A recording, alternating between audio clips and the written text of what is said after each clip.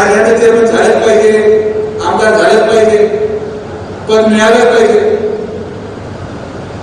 आमदार व्हायचं असतं तर मागच्या 2 महिन्यामध्ये केव्हा झाला असतं. हे जे झाले नवीन पोरं, हे नवीन झाले आणि जे जे सरकार घेत आहे त्यांना मी सांगू इच्छितो, पदाचा आनंद मर्यादित ठेवला पाहिजे. तुम्ही ज्या पदाचा आनंद आज घेताय हे पद आम्ही सोडून दिलेले पद आहेत. हे पण तुम्हाला आमच्या स्वार्थ पदासाठी नाही, आम्हाला सत्कारासाठी पदाची गरज नाही, आम्हाला समाजासाठी पदाची गरज नाही.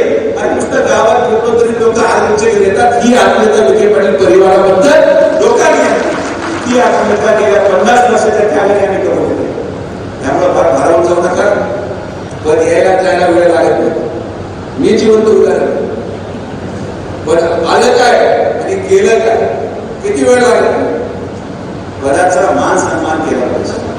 पदाचा मान येता कामा नये, पदाची मंजुरी येता कामा नये. पदाचा मान सन्मान करा. मिळालेल्या पदाचा वापर समाज कल्याणासाठी केला तर आनंद आहे.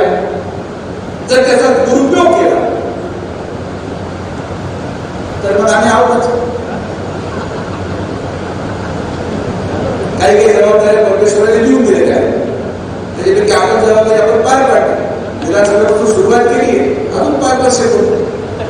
म्हणजे हा विचार करा की मी जर एखाद्या कुटुंबाकडे उभं राहिलो, मी हा विचार करा 1 महिन्यामध्ये असा विचार करा, खरं कुठं मला माहिती की माझा जेवढा प्रयत्न स्वतःला निवडून येण्यासाठी कातर केले मी लावतो त्याच्या 25% प्रयत्नात आमदार करू शकतो.